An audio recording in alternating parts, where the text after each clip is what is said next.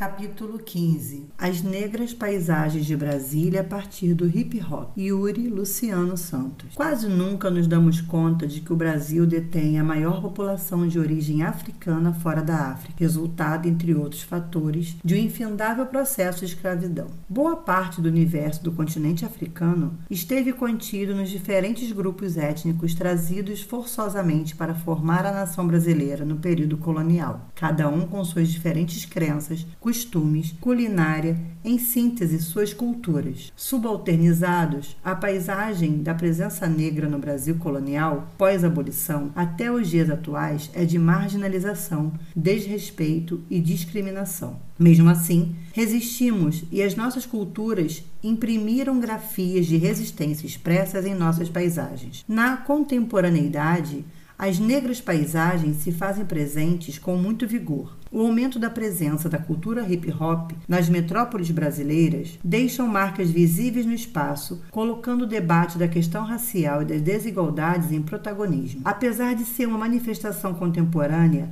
a referida cultura também é manifestação cultural de matriz africana. O movimento está enraizado na cultura africana, pois ele é concebido como resistência e denúncia contra a figura opressiva, o que, de fato, confirma a ideia de uma matriz africana, já que, no entender de Moura, 1983, página 140, a contribuição africana foi e é contínua sendo, durante a escravidão como agora, uma cultura de resistência dos oprimidos no Brasil. Nascido nas periferias negras e latinas de Nova York, nos Estados Unidos da América, a cultura hip-hop se difundiu velozmente e embarcou nas periferias do mundo inteiro. O movimento é composto por movimentos de dança, break, ilustrações e pinturas, grafite, bem como um ritmo musical, rap. Assim, promoveu a sociabilidade de jovens, principalmente negros, na periferia e permitiu expressar e dar voz a protestos políticos, raciais, entre outros. No nosso país, a cultura hip-hop surgiu na década de 1980, em um contexto socioeconômico e político instável,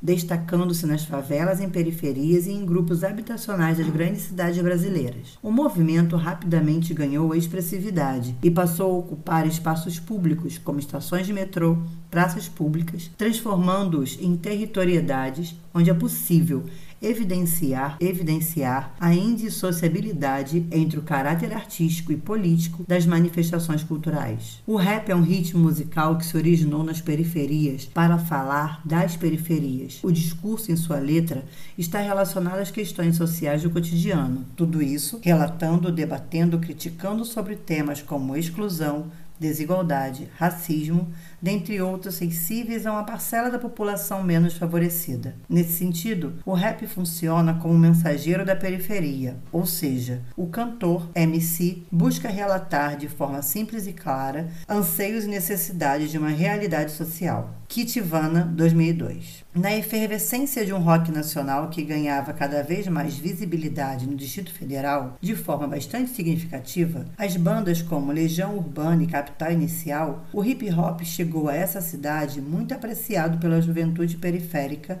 das então cidades satélites da década de 1980. No entanto, essas produções artísticas não refletiam os anseios de uma juventude carente sem voz da capital federal, que encontrou no hip-hop, sobretudo no rap, um caminho e uma identidade. No início, a cultura hip-hop esteve muito ligada às festas que aconteciam em bairros nobres da capital federal. Isso porque o movimento chegou a Brasília por meio dos filhos dos funcionários públicos, diplomatas estrangeiros, residentes, etc. Entretanto, logo ganhou expressividade na periferia, por conta de uma identificação maior com esse grupo, visto que existia mais significado nas abordagens sociais de violência e da exclusão da cultura hip-hop dos moradores periféricos do Distrito Federal. Assunção, 2009. Colocar em perspectiva geográfica estudos étnico-raciais, questionando o discurso dominante, é uma das formas de combater o processo histórico e do caminho para a sociedade mais justa e igualitária. Ao pensarmos as populações de matrizes africanas e suas culturas, devemos considerar as formas de racismo, preconceito,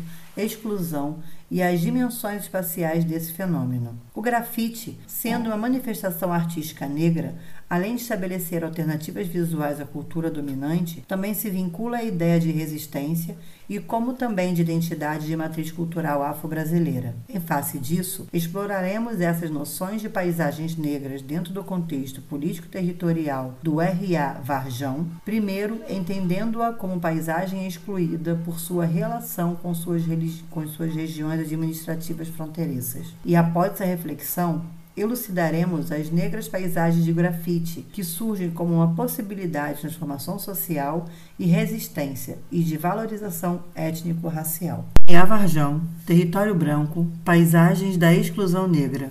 Atribuímos enfoque na R.A. Varjão por sua situação geográfica particular no contexto territorial do Distrito Federal. A cidade escapa à tendência de segregação socioespacial da capital brasileira, que expulsou habitantes pobres para espaços distantes da centralidade do plano piloto. Até 2003, o Varjão constituía parte da região administrativa do Lago Norte, uma das cidades de maior poder aquisitivo e proporção de população branca do Distrito Federal, segundo dados de pesquisa distrital por amostra de domicílios de 2018. Desmembrada da R.A. Lago Norte, a Varjão tornou-se um território negro dentro de um espaço branco, estabelecendo-se como uma das cidades de menor poder aquisitivo e de maior concentração de população negra da capital. Visivelmente, a cidade tem uma paisagem que se distingue das outras aos redores, o que podemos relatar na paisagem de exclusão negra. Pela figura a seguir, verifica-se de um lado com nitidez os resultados de urbanização planejada,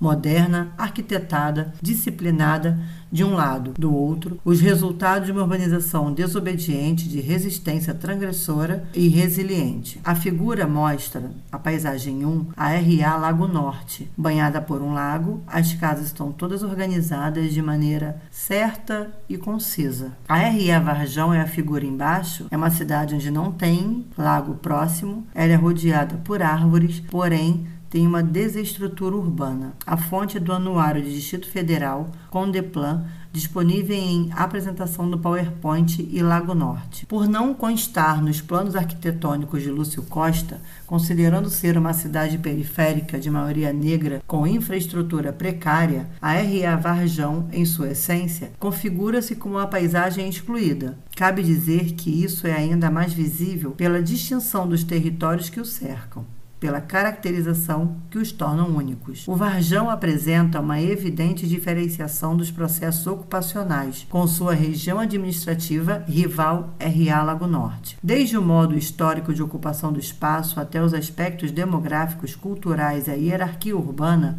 é possível sustentar que o Varjão tem sua identidade paisagística estabelecida na sua singularidade, sua segregação socioespacial evidenciada, comporta uma unidade de paisagem que não é apenas de ordem da estética ocupacional, mas também conjuga a distinção de paisagens de classe e de identidades étnico-raciais. Cosgrove, 2012. Composta por uma população de menor renda, com histórico de ocupação irregular e demograficamente negra, a história da R.A. Varjão é classificada pela luta dos moradores por sua terra, produzindo paisagem singular que fortalece o vínculo da comunidade com seu território, em que as manifestações culturais de matriz africana são componentes fundamentais da formação dessa identidade. Dentro dessas manifestações estão o grafite, potencializando a apropriação, a identificação e a transformação do espaço urbano, configurando-se como negra paisagem. O grafite pode ser considerado uma negra paisagem. A manifestação artístico-cultural é produzida, em grande maioria, por grupos sociais excluídos, sobretudo negros. Ele se estabelece como paisagem contra-hegemônica, as paisagens da cultura dominante, possibilitando a transformação socioespacial, a percepção do outro, a integração social da juventude e pertencimentos de valorização étnico-raciais. Na R.A. Varjão, é possível observar que o grafite denota uma ressignificação do elo espacial dos moradores e de sua identidade afro-brasileira. Na soma entre pretos e pardos, 75% da população se identifica como negra. Ainda mais, os dados do PDAD de 2018 indicam que 49% da população de Varjão é constituída por crianças e jovens, parcela mais beneficiada pela cultura hip-hop e pelo grafite. Exemplificamos a influência e potencial do grafite como a atuação do coletivo MOB na cidade. O grupo propõe a apropriação